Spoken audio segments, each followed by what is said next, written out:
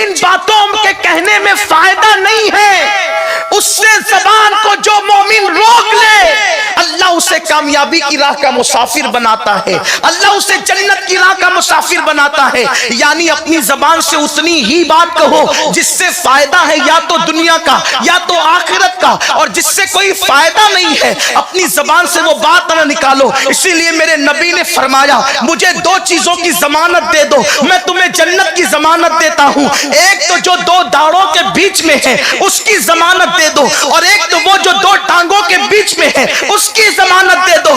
تم مجھے دو چیزوں کی ضمانت دو، میں تمہیں جنت کی ضمانت دیتا ہوں۔ اللہ اکبر۔ اسی لیے اللہ تک پہنچنے کی جو پہلی سیڑھی ہے، کم کھانا، کم سونا اور کم بولنا، اور یہ تینوں ہمارے اندر نہیں ہے۔ یہ پہلا زینہ ہے خدا تک پہنچنے کا۔ کم کھاؤ، کم سو، کم بولو۔ اپنا حال تو یہ ہے کہ دن میں 6 ٹائم کھاتے ہیں، 3 ٹائم الگ۔ پہلے ناشتہ ہم اپنے بچپن میں سنتے تھے صبح ہوتا تھا، اب تو دوپہر میں 4 بجے بھی لوگ ناشتہ کرتے ہیں، عصر کے بعد بھی ناشتہ کرتے ہیں، مغرب کے بعد بھی ناشتہ کرتے ہیں، اور 11 بجے آخری کھانا کھاتے ہیں۔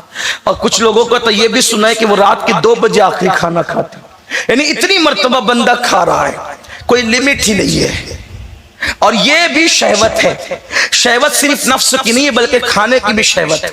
جو ہر وقت ہی کھاتا رہتا ہے اللہ اسے دشمن کی حد تک برا جانتا ہے۔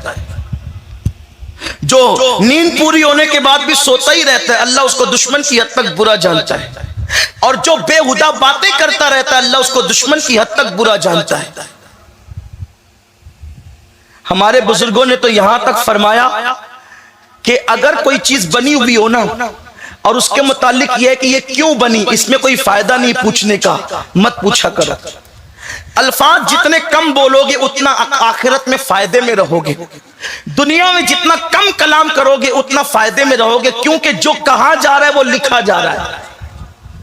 آپ چک جائیں، میں چک جاؤں، ریکارڈنگ چک جائے، لیکن ہم جو کہہ رہے ہیں قدرت کے فرشتے لکھ رہے ہیں، اور یہ نام اعمال جو لکھا جا رہا ہے یہ اللہ کے سامنے پڑھ کر سنانا ہے۔ وَتُكَلِّمُنَا أَيْدِيهِمْ وَتَشْهَدُ أَرْجُلُهُمْ بِمَا كَانُوا يَكْسِبُونَ۔ یہ چل چل چلنے والی زبان پہ مہر لگ جائے گی، اعضاء بتائیں گے کہ ہم نے کیا کیا ہے، اور نام اعمال ہاتھ میں دے کر قدرت کہے گی اقرا کتابک، پڑھ اپنا نام اعمال۔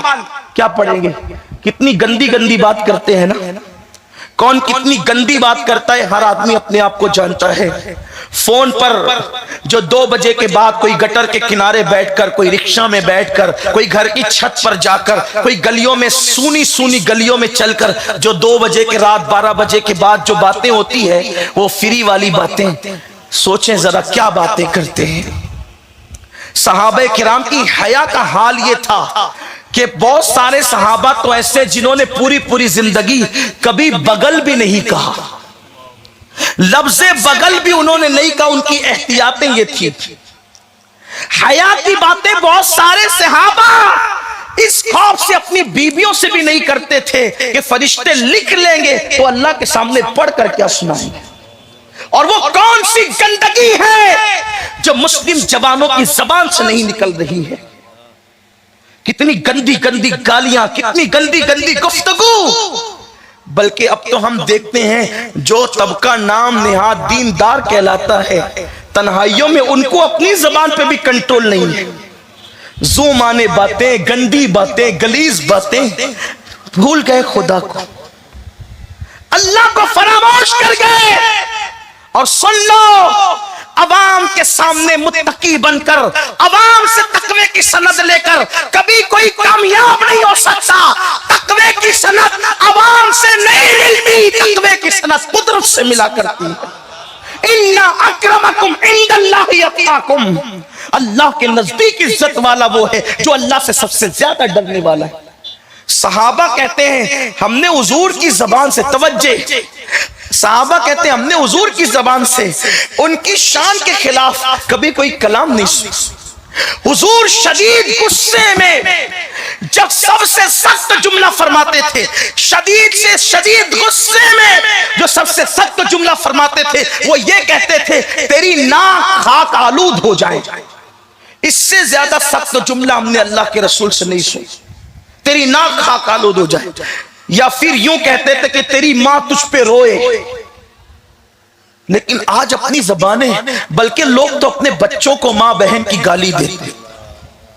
قرآن کہتا ہے کامیاب مومن کی دوسری صفت ہے کہ وہ اپنی زبان سے لغویات نہیں بکتا، اپنی زبان سے غیر مفید بات نہیں کرتا. اسی لیے آقا فرماتے ہیں یا چپ رہو، خاموش رہو، چپ رہو، یا پھر ایسی بات کہو جس سے لوگوں کو عبرت.